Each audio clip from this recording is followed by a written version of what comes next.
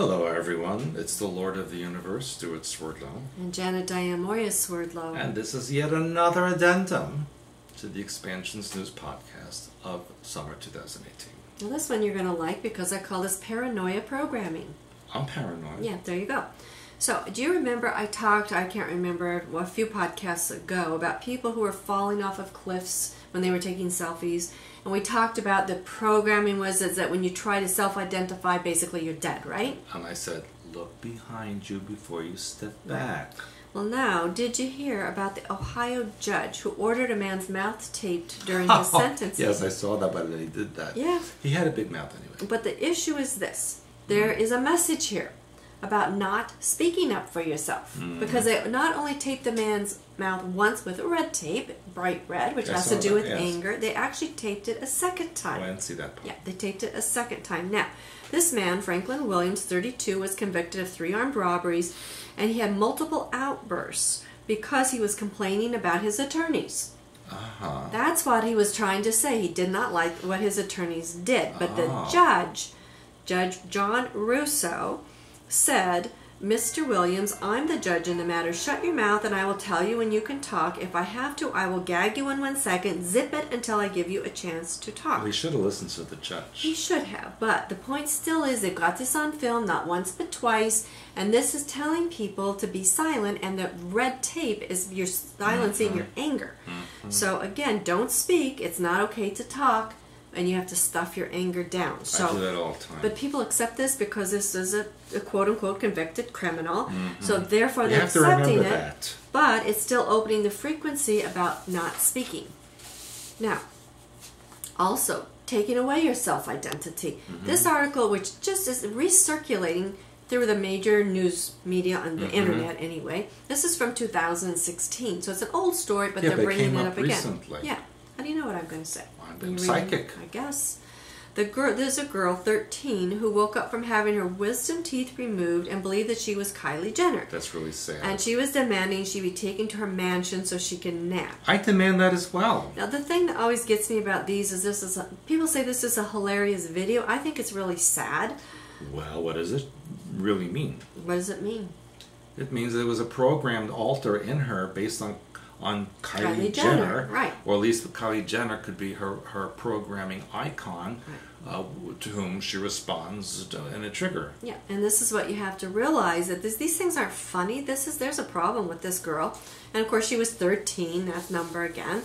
So taking away your self-identity through programming. Remember, this is all about paranoia programming. Yes. So the next is fear of animals. Okay. Okay. Now this was interesting. A 48-year-old man with a history of good health, who spent his life around dogs, was forced to have all of his limbs amputated after contracting a rare blood infection that came most likely from his dog. They say the infectious disease specialist said that more than 99% of the people who have dogs will never have this issue, but it created bacteria, sepsis, even his nose is going to need repairs. Oh my. So they're making you afraid of your animals. And speaking of fear of animals, there's a girl, 11, in Oklahoma, who was on a fishing trip with her mother, who got excited when she hooked the fish. This word hook is coming up a lot too. I'm going to have to remember hook, because that's how they hook the programming on you. She hooked a fish on her line, and then the grandmother was bitten by the animal. So when they looked at it, it actually had like human-like teeth. And this fish in Oklahoma, this fish is actually called a pacu, P-A-C-U. Yeah, it's like from South America, like a piranha. It's similar to a piranha, and apparently, I mean, it was just pretty amazing. It looked like the hell was it doing in Oklahoma? I figure they call it an invasive species. Yeah, so, a little bit. But the thing is, it's some illegal immigrant. Yeah, but the thing is, I mean, it really looks like human teeth. So do you think these could have been like an experiment left over from? No, I've seen those before. They've been around a long time. I know, but from way back when, maybe. I mean, they really look like human teeth. They're scary. Scary. I want you to be afraid. I've seen them. And this is what happened. So now we have 11, and she was 11, this girl. So remember, this is 11 year, and 11 means a double new beginning.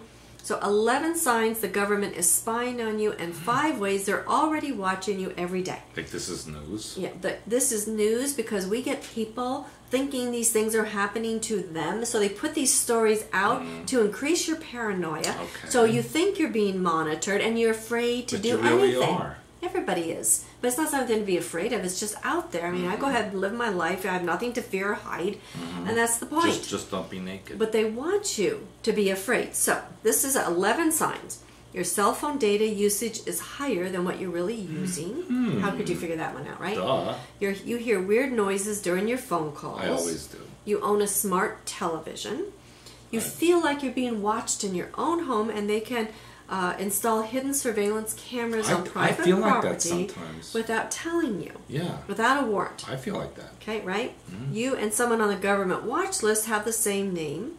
There's a small tracker hidden somewhere on your car. Probably. It looks like you're seeing the same people around you all day long. I never see Now this anybody. one, you're an active member of an extremist group. Is like that one's like a dog. That's not going to happen. There is an unmarked van parked outside of your house. I've seen that. The light on your webcam is on, even when you're not using it. You get flagged at the airport. Well, that's happened to me. And they're watching your emails, your websites, how you're using cookies. Well, I believe that. Even when you're driving, they're watching you. That's true. You sign up for loyalty cards and programs, and walking in view of public cameras.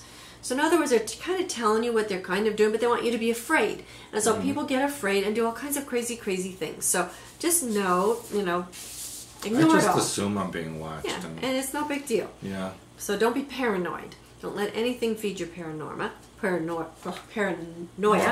Whatever. Yeah. And this is my last article. Yay! And this is, to me, was really a bizarre one. This is called Quiet Skies.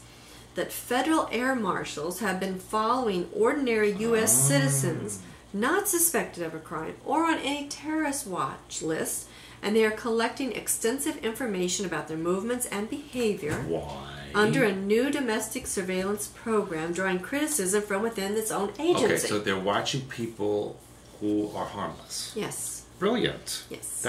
What could be wrong with that? So they have, under this Quiet Skies program, it says that it's carried out by a small teams of armed undercover air marshals. Watching little old ladies that could do damage. Yeah, they want to know whether passengers fidget, use a computer, have a jump in their Adam's apple, or a cold, penetrating stare.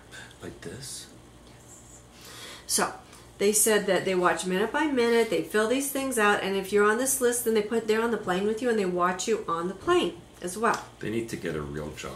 So, apparently, there's about 2,000 and 3,000 of these U.S. federal You're air kidding, marshals. and we're paying taxes for that? They're So they called- can watch people who are doing nothing? Yeah. Brilliant. Apparently this program was launched in March, and it's causing the people who are supposed to be doing this to be a little bit disturbed. Yeah, they should be. Thinking that they're breaking they are. privacy laws. Like they are. Because they said if it was a foreign citizen and they come in, then the government would have more power. But the U.S. citizens, it says they don't lose their rights simply because they're in an airplane at 30,000 feet. So every time there's a terrorist activity on the news, it said, "Oh, the FBI was watching them; they were on the radar, and they did nothing." And now here they're spending time watching people who are doing nothing when they should be confiscating the people who are suspect. Exactly, and that's even the agents that are within this program are concerned that what they're doing is illegal. Oh, you mean they have a brain? Because you know what happens if they do. You know how it goes. Then they'll take down certain people instead of the agency. Yeah. That's what they'll do. These people will wind up, in prison at someday. Ridiculous. I'm sorry to this say is that. really ridiculous. Anyway, apparently the U.S. Federal Air Marshal Service, which is part of TSA, falls under the Department of Homeland